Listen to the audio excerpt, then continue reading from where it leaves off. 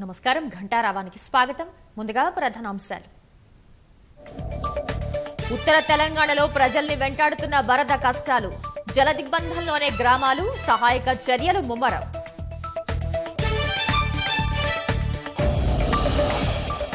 భద్రాచలం వద్ద ప్రమాదకర స్థాయిలో గోదావరి. రేపు 70 అడుగులు దాటే అవకాశం. వంతెనపై రాకపోకలు బంద్. ప్రాజెక్టులకు రికార్డు స్థాయిలో పోటెత్తిన వరద ప్రవాహం. కాళేశ్వరం పంప్ హౌస్ లో నీట మునిగిన మోటార్లు.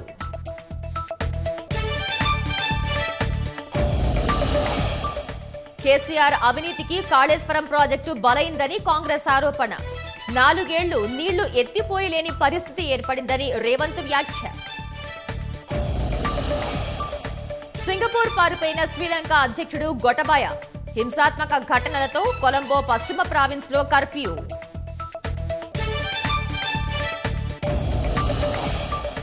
I2 U2 సదస్సులో వర్చువల్ గా పాల్గొన్న ప్రధాని. ఆహార పార్కుల ఏర్పాటుకు పెట్టుబడులు పెట్టనున్న UAE.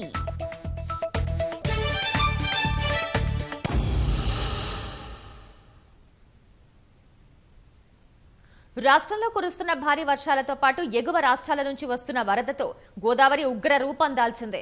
ప్రాజెక్టులు నిండు కుండల్ని తలపిస్తున్నాయి. వరద పోటెత్తుండటంతో లక్షలాది క్యూసెక్కుల నీటిని అధికారులు దిగువకు వదులుతున్నారు. గోదావరి మహోగ్ర రూపానికి కాళేశ్వరం వద్ద చరిత్రలో ఎప్పుడూ లేనంత స్థాయిలో వరద ప్రవాహం నమోదవుతోంది. గోదావరి మహోగ్ర రూపం దాల్చింది. గత రికార్డుల్ని తిరగరాస్తూ కొత్త గరిష్టాలకు వరద పోటు చేరుకుంది. శ్రీరామ్ సాగర్ ప్రాజెక్టుకు భారీగా వరద ప్రవాహం కొనసాగుతోంది. ప్రాజెక్టుకు 4,18,510 క్యూసెక్కులు వరద వస్తుండగా 36 గేట్లెత్తిన అధికారులు 4,16,934 క్యూసెక్కుల నీటిని దిగువకు వదులుతున్నారు. శ్రీరామ్ సాగర్ ప్రస్తుత నీటి మట్టం 1087.40 అడుగులు చేరింది. ప్రస్తుత నీటి నిల్వ 74.506 టీఎంసీలుగా ఉంది. ప్రమాద ఘంటికలు మోగించిన నిర్మల్ జిల్లాలోని కడెం జలాశయానికి వరద ఉధృతి తగ్గింది. సామర్థ్యానికి మించి ప్రవాహం రావడంతో ప్రాజెక్టు భద్రతపై నీలి నీడలు కమ్ముకోగా ప్రస్తుతం వరద తగ్గటం వల్ల అధికారులు ఊపిరి పీల్చుకున్నారు. బుధవారం రాత్రి వరకు జలాశయంలోకి 5 లక్షల క్యూసెక్కుల వరద నీరు రాగా ఇవాళ 2 లక్షల క్యూసెక్కులకు పరిమితమైంది. 17 గేట్ల ద్వారా 1,83,615 క్యూసెక్కుల వరద నీటిని దిగువకు వదులుతున్నారు.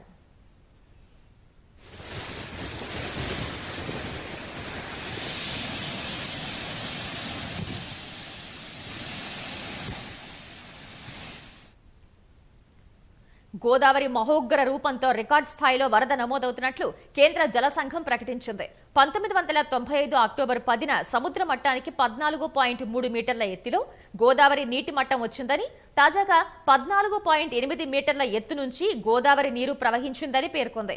ఈ మేరకు మంచిర్యాల సైట్ నెంబర్ 44 కార్యాలయ అధికారులు తెలిపారు. జయశంకర్ భూపాలపల్లి జిల్లాలోని కాళేశ్వరం ప్రాజెక్టు వద్ద భారీ వరద నమోదవుతున్నట్లు కేంద్ర జల సంఘం ప్రకటించింది. గోదావరి నీటి మట్టం 107.56 మీటర్లకు చేరింది. మేడిగడ్డ బ్యారేజీకి 22,15,760 క్యూసెక్కుల వరద వస్తుండగా అన్ని గేట్లు ఎత్తి దిగువకు వదులుతున్నారు. మేడిగడ్డ బ్యారేజీ పిల్లర్లను తాకుతూ గోదావరి ప్రవహిస్తోంది. అన్నారం బ్యారేజీకి 14,78,000 క్యూసెక్కుల వరద వస్తుంటే అంతే నీటిని వదిలేస్తున్నారు. మహాదేవ్పూర్, కాళేశ్వరం ప్రాంతాల్లో రెడ్ అలర్ట్ జారీ చేశారు.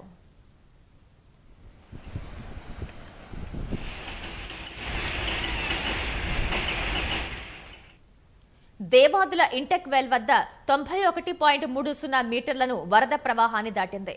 సమ్మక్క సాగర్ 23 లక్షల క్యూసెక్కుల వరద వస్తుండగా 59 గేట్లెత్తి అంతే స్థాయిలో వరదను దిగువకు వదిలిపెడుతున్నారు.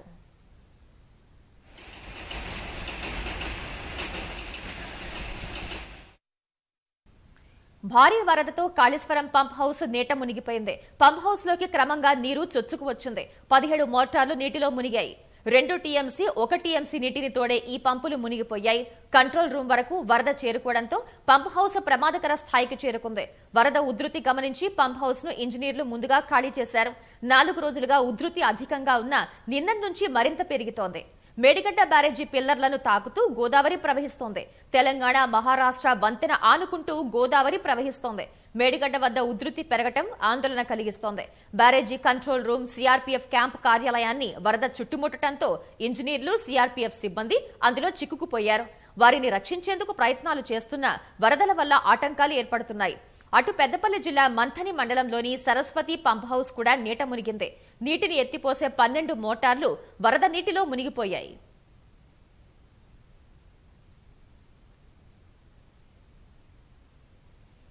కాళేశ్వరం ప్రాజెక్టు కేసీఆర్ అవినీతికి బలైందని పీసీసీ అధ్యక్షుడు రేవంత్ రెడ్డి ఆందోళన వ్యక్తం చేశారు.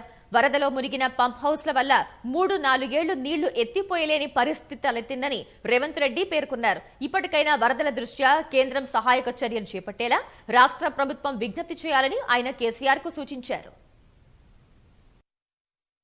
ఆదిలాబాద్ నుంచి మొదలు పెడితే ఖమ్మం జిల్లా వరకు గోదావరి పరివాహక ప్రాంతం మొత్తం జలమయం అయిపోయింది. ఇందులో అత్యంత పెద్ద ప్రమాదం వచ్చింది కాళేశ్వరం ప్రాజెక్టుకు.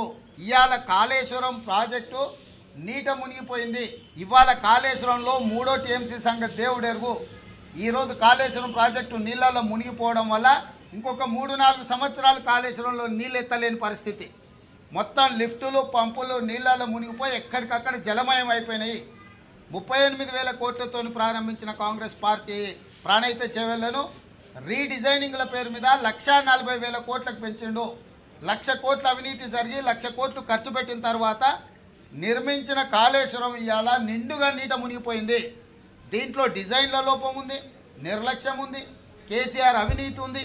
అనుభవం లేని ప్రతిమా లాంటి కంపెనీలకు 1,000 కోట్ల రూపాయలు పన్నులు అప్పచెప్పడం వల్ల ఎట్లా పడితే అట్లా కట్టడంతో ఓ మాదిరిగా వర్షాలు వస్తున్నాయి. కాళేశ్వరం కుప్పగూలిపోయింది. కాళేశ్వరం కేసీఆర్ అవినీతికి బలి అయిపోయింది. చుట్టుముట్టుతో పోలీసులను పెట్టి అక్కడికి ఎవరిని వెళ్లకుండా నియంత్రించి ఈరోజు కేసీఆర్ గారు తన అవినీతిని కప్పిపుచ్చుకునే ప్రయత్నం చేస్తుండు. అవినీతిని అయితే కప్పిపుచ్చుకున్నావు కానీ నీళ్లల్లో మునిగిపోయిన కాళేశ్వరం ప్రాజెక్టును ఎట్లా కాపాడుతూ చెప్పాల్సిన అవసరం ఉంది. కాబట్టి కేసీఆర్ నిద్రమత్తొదులు, మందుమత్తొదులు, రాజకీయ క్రీడలకు తెరదించు. తాత్కాలికంగా అయినా తక్షణమే సహాయక బృందాలు ఏర్పాటు చేయి. భద్రాచలం వద్ద గోదావరి మహోగ్ర రూపం దాల్చింది. నదీ పరివాహక ప్రాంతాల్లో వరద చేరి భయానక పరిస్థితులు చోటు చేసుకున్నాయి. పునరావాస కేంద్రాల్లో తలదాచుకుంటుండగా మరికొందరు ఇళ్ల వద్దే బిక్కుబిక్కుమంటూ కాలం వెళ్లతీస్తున్నారు. 1976లో తర్వాత మరోసారి జులైలో 60 అడుగులు దాటింది. రేపు 70 అడుగులకు చేరే అవకాశం ఉందని అధికారులు అంచనా వేస్తున్నారు. 36 ఏళ్ల తర్వాత మళ్లీ గోదావరి బ్రిడ్జిపై నుంచి రాకపోకలు నిలిపివేశారు.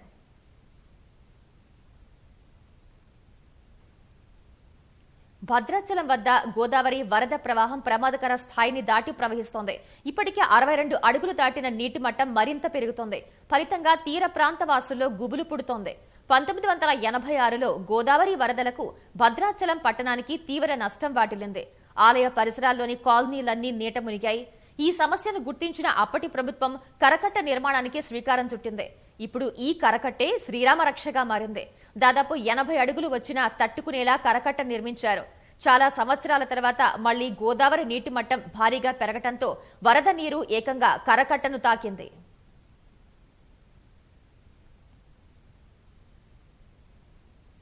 అత్యంత వేగంగా భారీ అలలతో దూసుకువచ్చిన వరద ప్రవాహం కరకట్టను ముద్దాడింది.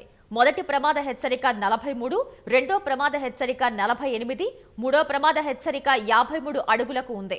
మూడో ప్రమాద హెచ్చరిక దాటి 24 గంటలు గడవక ముందే ప్రవాహ ఉధృతి ఏకంగా 8 అడుగులకు మించింది.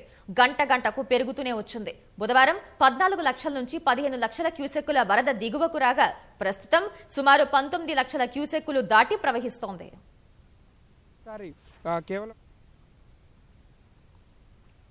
వర్షపాతం గణనీయంగా నమోదు కావడంతో పాటు ఎగువ నుంచి భారీగా పోటెత్తడంతో భద్రాచలం వద్ద గోదావరి వారధి అతలాకుతలమైంది. వంతెన చరిత్రలో రెండోసారి రాకపోకలు నిలిపివేయాల్సిన పరిస్థితి ఏర్పడింది. 1986లో తొలిసారిగా గోదావరి నీటి మట్టం 75.6 అడుగులకు చేరటంతో ముందు జాగ్రత్తగా గోదావరి వంతెనపై రాకపోకలు నిలిపివేశారు. 36 ఏళ్ల తర్వాత మళ్లీ ఆంక్షలు విధించారు. గురువారం సాయంత్రం 5 గంటల నుంచి 48 గంటల పాటు రాకపోకలు ఆపేస్తున్నామని కలెక్టర్ అనుదీప్ ప్రకటించారు. ఫలితంగా ఛత్తీస్గఢ్, ఒడిశా, ఆంధ్ర ప్రాంతాలకు భద్రాచలం నుంచి పూర్తిగా రాకపోకలు నిలిచిపోయాయి. హైదరాబాద్ వెళ్లాల్సిన ప్రయాణికులకు నిరీక్షణ తప్పలేదు. దీంతో పాటు భద్రాచలం, బూర్గంపాడు మండలాల మధ్య వరద తీవ్రత ఎక్కువగా ఉండటంతో 144 సెక్షన్ విధించారు. మూమెంట్ ఏది ఉన్నా కూడా definitely we're restricting it only ఏంటంటే in case any emergency services అయితేనే అదే అలౌ చేస్తాము. ఎందుకంటే ఇప్పుడు ఆల్రెడీ చూస్తున్నాం మనం 62 feet దాటుతుంది. అండ్ మోర్ ఓవర్ ఇప్పుడు ఎగువ ప్రాంతం నుంచి వచ్చే వరదకు కూడా మనకు 70 క్రాస్ అయ్యే chances there are highly chances. So ఇప్పటి నుంచే మనము ఆ ప్రికాషనరీ మెజర్స్ తీసుకుంటేనే we can save our life. Definitely అండి, అంటే ఏ విధంగా అయితే ఈ ఫీట్స్ రైజ్ అవుతున్నాయో గోదావరి ఫ్లడ్ లెవెల్, దానికి అనుగుణంగా ఏవైతే లో లయింగ్ ఏరియాస్ ఉంటాయో అవన్నీ కూడా మేము ఎవాక్యుయేట్ చేస్తున్నాము. ఇంకా కూడా కొన్ని కాలనీస్ ఏదైతే ఐడెంటిఫై చేసామో అవి కూడా అన్ని evacuation process still under going అండి. ఎటువంటి హెల్ప్ కావాలన్నా కూడా you can contact control room. అదేవిధంగా డైల్ 100 కూడా 24/7 ప్రజల కోసం వీఆర్ డూయింగ్ ఇట్. భద్రాచలం వరద గుప్పిట్లో ఉండటంతో అధికారులు అప్రమత్తమయ్యారు. పారిశుధ్యం, తాగునీరు, వైద్య సౌకర్యాల కల్పనపై ప్రత్యేక దృష్టి సారించారు. పునరావాస కేంద్రాల్లో ఆరోగ్య సిబ్బంది సేవలందిస్తున్నారు. గర్భిణీలను ఆసుపత్రుల్లో చేర్పించారు.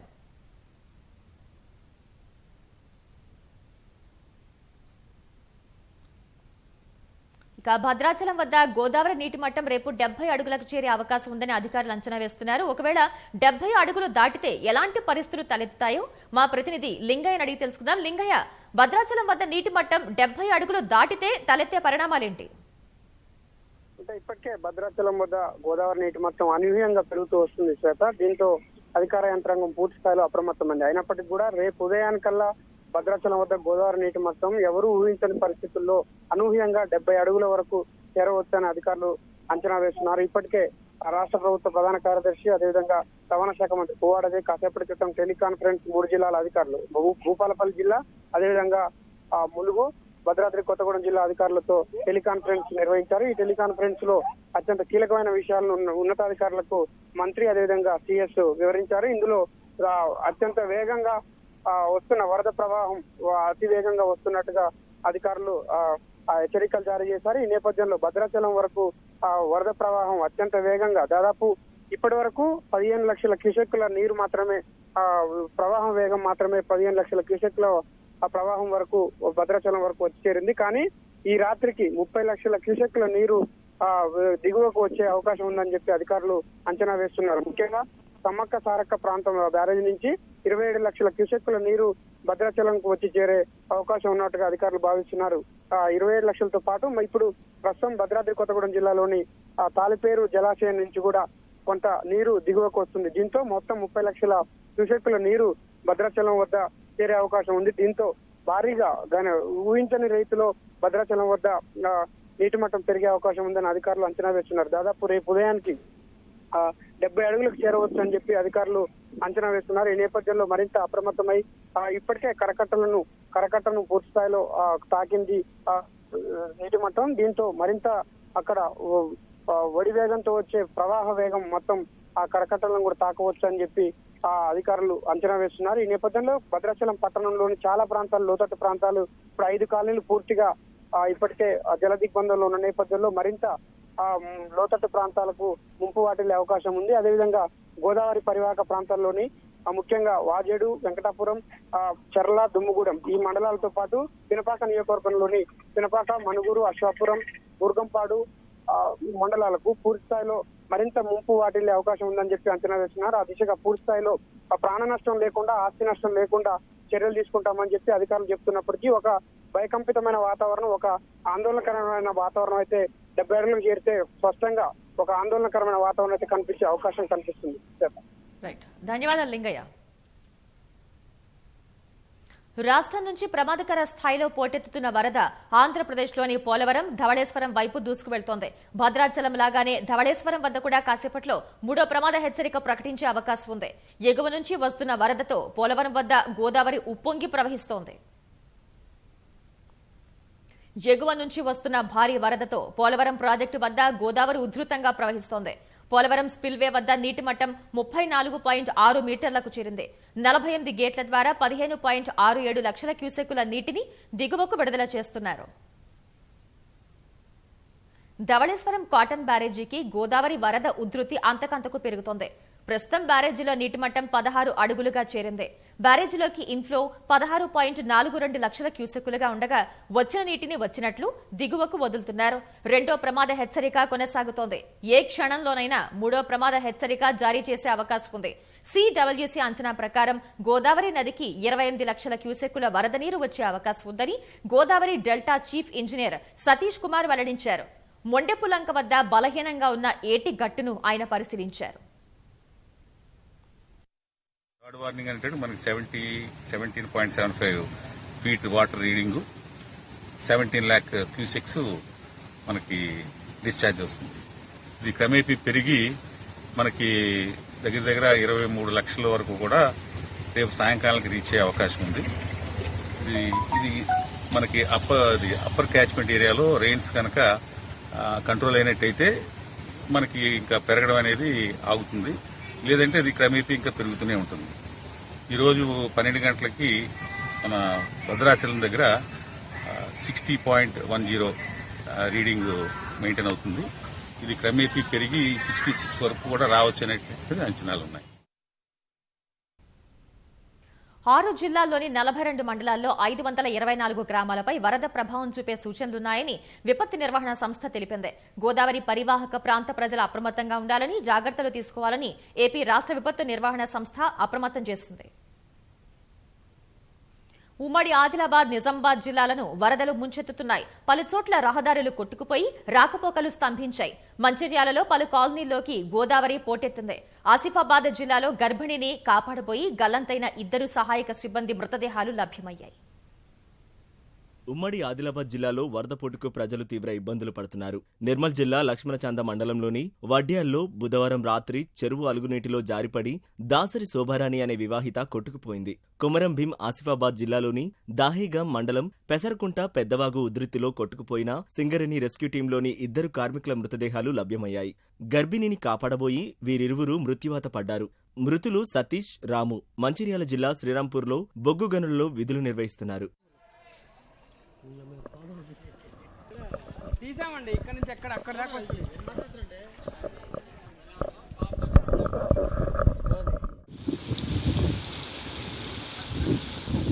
మంచిర్యాలలోని లోతట్టు ప్రాంత కాలనీలు జలదిగ్బంధంలో చిక్కుకున్నాయి. ఎడతెరిపి లేకుండా కురుస్తున్న వర్షాలతో పాటు పైనుంచి వస్తున్న వరద నీటితో గోదావరి ఉగ్రరూపం దాల్చింది. రాళ్లవాగు బ్యాక్ వాటర్ లోతట్టు ప్రాంత కాలనీలలోకి చేరడంతో అనేక ఇళ్లు నీట మునిగాయి.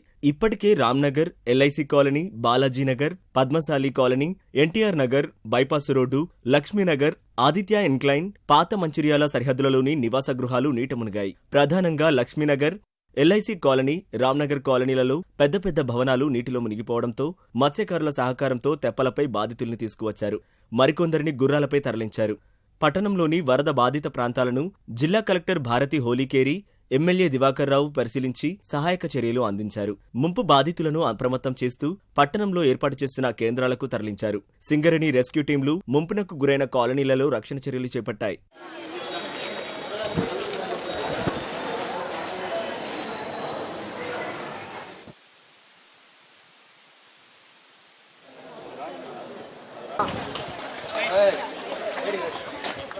మంచిర్యాల జిల్లా చెన్నూరు మండలం ఒడ్డు సోమనపల్లిలో వాటర్ ట్యాంక్ మీద చిక్కుకుపోయిన 2 రైతులను రక్షించేందుకు చెన్నూరు ఎమ్మెల్యే బాల్కసుమన్ ప్రత్యేక చొరవ చూపించారు. తమ పశువుల కోసం బుధవారం సాయంత్రం ఆ 2 రైతులు పొలాల వద్దకు వెళ్లగా తిరుగు ప్రయాణంలో గోదావరి నది ప్రవాహం చుట్టుముట్టింది. దీంతో బయటకు రాలేక నీటి ట్యాంక్ ఎక్కి ప్రాణాలను రక్షించుకునేందుకు ప్రయత్నించారు. ఈ విషయం తెలుసుకున్న గ్రామస్తులు ఎమ్మెల్యే దృష్టికి తీసుకువచ్చారు. వెంటనే అక్కడికి చేరుకున్న ఎమ్మెల్యే హైదరాబాద్ నుంచి హెలికాప్టర్ను రప్పించి 2 సురక్షితంగా ఒడ్డుకు చేర్చారు.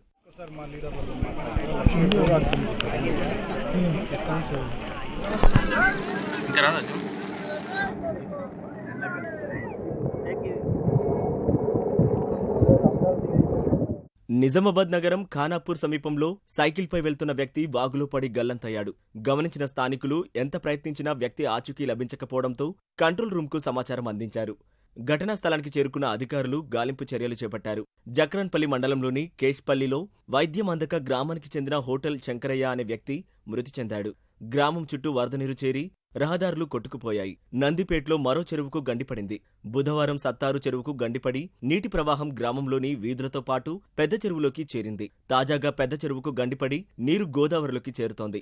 ఎడతెరిపి లేకుండా కురుస్తున్న వర్షాల నేపథ్యంలో బోధన్ ఎమ్మెల్యే షకీల్ అధికారులతో సమీక్ష నిర్వహించారు. భారీ వర్షాలతో ఆర్మూర్ పట్టణం వరద ముంపులో చిక్కుకుంది. గుండ్ల చెరువు నుంచి అలుగులు పారి నీరు జాతీయ రహదారి 63 పైకి చేరుతోంది.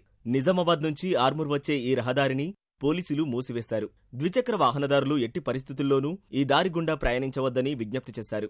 ఆర్మూర్ నుంచి ఇస్సాపల్లి వైపు వెళ్లే పాతదారిలో వరద నీటి ప్రవాహం ఉధృతంగా ఉంది. ఆలూరు బైపాస్ వద్ద నీటి ప్రవాహాన్ని అంచనా వేయకుండా 4 కుటుంబ సభ్యులు ఓ ద్విచక్ర వాహనంపై ఇస్సాపల్లి వైపు ప్రమాదకరంగా ప్రయాణించారు. ఈ క్రమంలో నీటి ప్రవాహానికి వాహనం అదుపు తప్పి 4 కిందపడి వరదలో కొట్టుకుపోతుండగా స్థానిక మత్స్యకారులు రక్షించారు. ద్విచక్ర వాహనం నీటిలోనే గల్లంతైంది. ఉమ్మడి కరీంనగర్, వరంగల్, ఖమ్మం జిల్లాలో వరద బీభత్సానికి జనజీవనం అస్తవ్యస్తమైంది. గోదావరి మహోగ్ర రూపానికి గ్రామాలు కక్కావికలమయ్యాయి. వాగులు, వంకలు ఉప్పొంగి రహదారులు తెగిపోవడంతో రాకపోకలు నిలిచిపోయాయి. వరదల్లో చిక్కుకున్న వారి కోసం అధికారులు రక్షణ చర్యలు చేపట్టారు. బాధితుల్ని సురక్షిత ప్రాంతాలకు తరలించారు. రాష్ట్ర వ్యాప్తంగా ఎడతెరిపిలేని వర్షాలకు వరద ప్రభావం కొనసాగుతూనే ఉంది. కరీంనగర్లో పలు గ్రామాలు వరద ముప్పునకు గురయ్యాయి. నగునూరు వద్ద ఇటుక భట్టీల వద్ద వరదల్లో చిక్కుకున్న 9 మందిని సురక్షితంగా తరలించారు. మంత్రి గంగుల కమలాకర్ స్వయంగా పర్యవేక్షించారు. జగిత్యాల జిల్లాలో రహదారులు తెగిపోయాయి. కాలనీలు, లోతట్టు ప్రాంతాల్లోకి నీరు చేరింది. కండ్లపల్లి చెరువు ప్రమాద స్థాయికి చేరుకోవడంతో హన్మాజీపేటలోని 30 కుటుంబాలను పునరావాస ప్రాంతాలకు తరలించారు. వెంకటాద్రినగర్, గోవిందపల్లి నీట మునిగాయి. బీర్పూర్లో రోళ్లవాగు ఉధృతికి తొంగోరు, కండ్లపల్లి మధ్య రహదారి కొట్టుకుపోయింది. రాయ్కల్, గొల్లపల్లి మార్గాల్లో వంతెన దగ్గరగా గోదావరి ప్రవహిస్తోంది.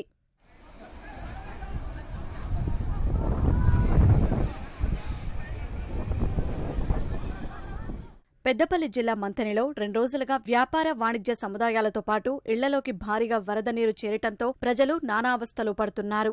బొక్కలవాగు సమీపంలోని లైన్గడ్డ, వాగుగడ్డ, మర్రివాడ, అంబేడ్కర్ నగర్, బోయిన్పేట, దొంతులవాడ, సూరయ్యపల్లి ఎస్సీ కాలనీ నీట మునిగాయి. గోదావరి ఖనిలో నదీ పరివాహక ప్రాంతాలైన Ganganagar, Saptagiri colony, power house కాలనీలు వరదలో చిక్కుకున్నాయి. బాధిత కుటుంబాలను సురక్షితంగా ఒడ్డుకు చేర్చారు. మర్రివాడలో వరదల్లో బాలింత 2 నెలల బాలుడు చిక్కుకోగా చిన్నారి పెద్దనాన్న పెద్ద తట్టలో పెట్టుకుని సురక్షిత ప్రాంతానికి తీసుకువచ్చారు. బాలుడిని ఎత్తుకొని తీసుకువస్తున్న దృశ్యం బాహుబలి సినిమాను తలపించింది. అయ్యో దేవుడా, నీళ్లున్నాయి.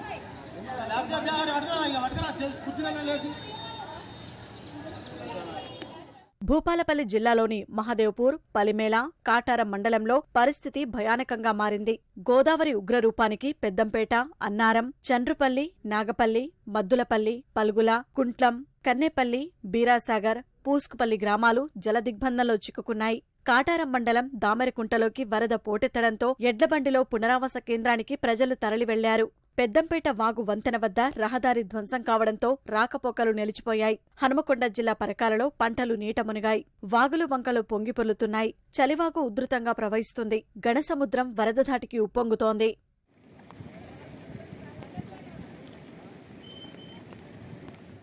ములుగు జిల్లా లంకలో దుక్కి దున్నిన తర్వాత పొలాల్లో ఉంచిన ట్రాక్టర్లు వరద ఉధృతికి కొట్టుకుపోయాయి. ఆల్బకలో విద్యుత్ స్తంభం నేలకు వంగిపోయింది.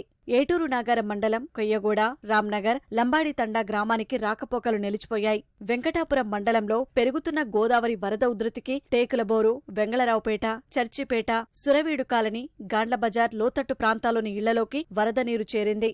బాధితులను పునరావాస కేంద్రాలకు తరలించారు. ఉమ్మడి వరంగల్లో వరదల పరిస్థితిపై మంత్రి ఎర్రబెల్లి దయాకర్రావు సమీక్షించారు. ప్రాణనష్టం జరగకుండా చర్యలు తీసుకోవాలని అధికారులను ఆదేశించారు. భద్రాద్రి కొత్తగూడెం జిల్లాలో వరద ప్రభావం తీవ్రంగా ఉంది. పినపాక మండలంలోని చింతల బయ్యారం, రాయిగూడెం గ్రామాలు ద్వీపాన్ని తలపిస్తున్నాయి. అసాపురం మండలంలోని అమెడ్ద, నెల్లిపాక, మల్లెలమడుగు, బట్టిలగుంపు గ్రామాల్లో ఇళ్లు పూర్తిగా మునిగిపోయాయి. ఇక భద్రాచలంలోని కొత్త కాలనీ, అయ్యప్ప కాలనీ, సుభాష్ నగర్ కాలనీలు నదులను తలపిస్తున్నాయి. అక్కడ నివసిస్తున్న కుటుంబాలను పునరావాస కేంద్రాలకు తరలించారు.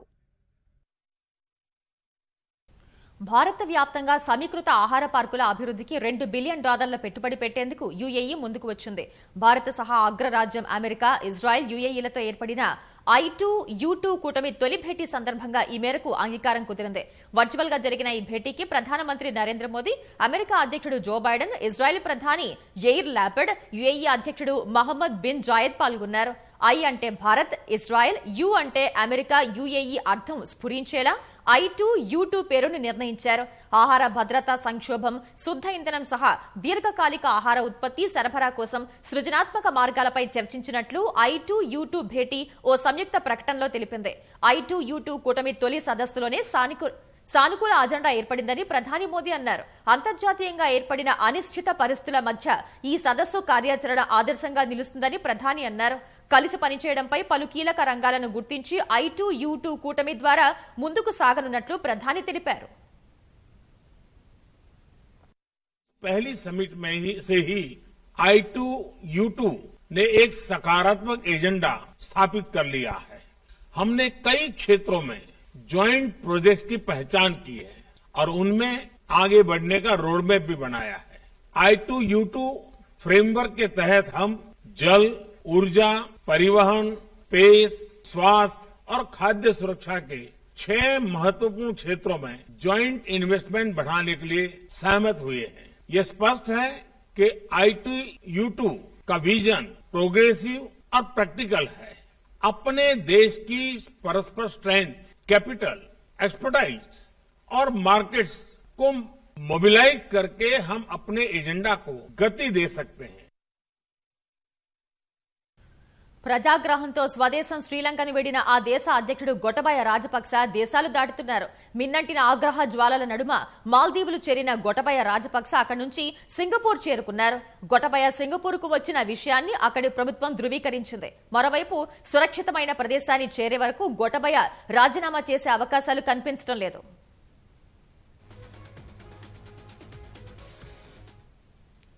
ప్రజాగ్రహంతో శ్రీలంక నుంచి పారిపోయిన అధ్యక్షుడు గొటబయ రాజపక్స సింగపూర్ చేరుకున్నారు.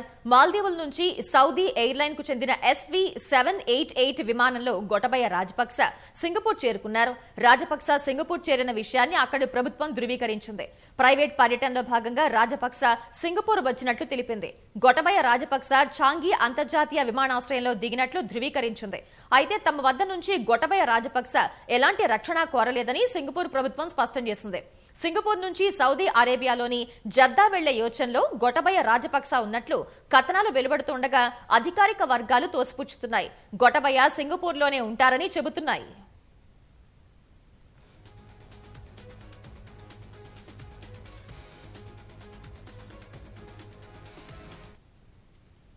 అటు శ్రీలంకలో ప్రజాగ్రహం చల్లారని నేపథ్యంలో కొలంబో సహా పశ్చిమ ప్రావిన్స్ లో అధికారులు కర్ఫ్యూను పునరుద్ధరించారు. హింసాత్మక ఘటనలు చోటు చేసుకోవడంతో బుధవారం పశ్చిమ ప్రావిన్స్ లో కర్ఫ్యూ విధించారు. పరిస్థితులు సద్దుమణగటంతో ఇవాళ ఉదయం కర్ఫ్యూని ఎత్తివేశారు. అయితే రాజీనామాపై గొటబయ రాజపక్స ఎలాంటి ప్రకటన చేయని నేపథ్యంలో తిరిగి ఆందోళనలు తలెత్తుతాయన్న భయాలతో కర్ఫ్యూను పునరుద్ధరించారు. మరోవైపు ఆస్తుల ధ్వంసం వంటి హింసాత్మక చర్యలకు ఆందోళనకారులు దూరంగా ఉండాలని శ్రీలంక సైన్యం సూచించింది. లేని పక్షంలో తర్వాతి పరిణామాలను ఎదుర్కోవాల్సి ఉంటుందని హెచ్చరించింది.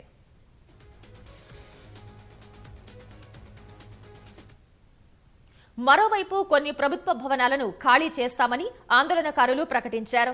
అధ్యక్షుడి నివాసం, ప్రధాని కార్యాలయాలను ఖాళీ చేయనున్నట్లు వెల్లడించారు. గొటబయ రాజీనామాను డిమాండ్ చేస్తూ ఆయా భవనాలను నిరసనకారులు తమ అధీనంలోకి తీసుకున్నారు. జూలై 9న గొటబయ రాజపక్సకు చెందిన ప్రెసిడెన్షియల్ ప్యాలెస్, ప్రధాని రనిల్ విక్రమసింఘేకు చెందిన ప్రైవేట్ హౌస్ ను ఆక్రమించారు. తాజాగా అధ్యక్షుడి కార్యాలయం, గాలే ఫేస్ మినహా మిగతా చోట్ల నుంచి శాంతియుతంగా వైదొలుగుతున్నట్లు ఆందోళనకారులు ప్రకటించారు. లక్ష్యం నెరవేరే వరకు మిగతా చోట్ల నిరసనలు కొనసాగుతాయని స్పష్టం చేశారు.